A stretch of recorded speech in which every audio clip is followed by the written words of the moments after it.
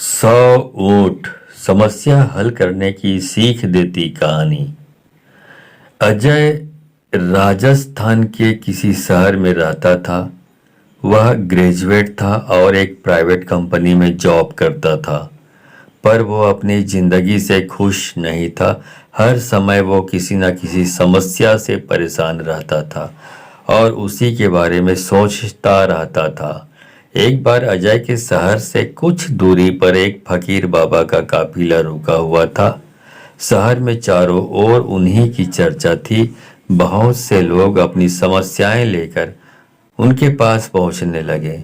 अजय को भी इस बारे में पता चला और उसने भी फकीर बाबा के दर्शन करने का निश्चय किया। छुट्टी के दिन सुबह सुबह ही अजय उसके काफिले तक पहुंचा। वहां सैकड़ों लोगों की भीड़ जुटी हुई थी। बहुत इंतजार के बाद अजय का नंबर आया। वह बाबा से बोला, बाबा मैं अपने जीवन से बहुत दुखी हूँ। हर समय समस्याएं मुझे घेरी रहती है। कभी ऑफिस की टेंशन रहती है तो कभी घर पर अनबन हो जाती है और कभी अपने सेहत को लेकर परेशान रहता हूँ। बाबा कोई ऐसा उपाय बताइए कि मेरे जीवन से सभी समस्याएं खत्म हो जाए और मैं चैन से जी सकूं।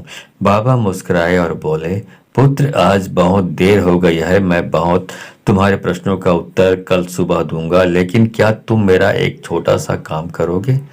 जरूर करूंगा, अजय उत्साह के साथ बोला। देखो बेटा, हमारे काफिले में 100 ऊंट है और इनकी देखभाल करने वाला आज बीमार पड़ गया है। मैं चाहता हूं कि आज रात तुम इनका ख्याल रखो और जब 100 के 100 ऊंट बैठ जाए तो तुम भी सो जाना।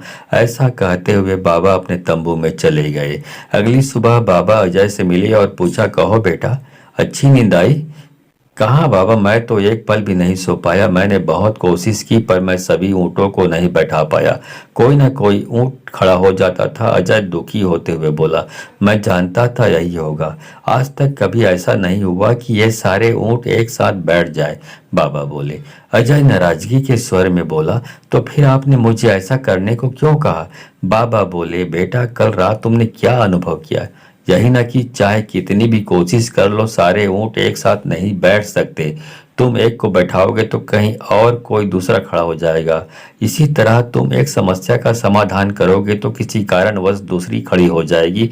पुत्र, जब तक जीवन है ये समस्याएं तो बनी ही रहती हैं, कभी कम तो कभी ज्यादा। तो हमें क्या करना चाहिए? अजय ने जिज्ञासावश पूछा। इन समस्याओं के बावजूद जीवन का आनंद लेना सीखो। कल रात क्या हुआ? कई ऊंट रात होते होते खुद ही बैठ गए। कहीं तुमने अपने प्रयास से बिठा दिए, पर बहुत से ऊंट तुम्हारे प्रयास के बाद भी नहीं बैठे और जब बाद में तुमने देखा तो पाया कि तुम्हारे जाने के बाद उनमें से कुछ खुद ही बैठ गए। कुछ समझे, समस्याएं भी ऐसी ही होती। कुछ तो अपने आप खत्म हो जाती, कुछ को तुम अपने प्रयास से हल कर लेते हो और कुछ तुम्हारे बहुत कोशिश करने पर भी हल नहीं होती। ऐसी समस्याओं को समय पर छोड़ दो, उचित समय पर वे खुद ही खत्म हो जाती हैं।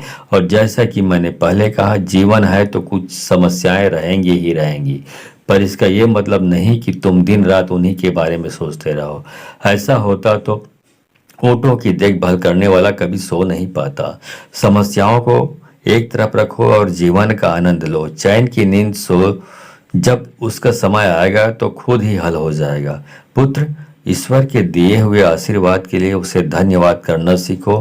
पीड़ाएं खुद ही कम हो जाएंगी। फकीर बाबा ने अपनी बात पूरी की।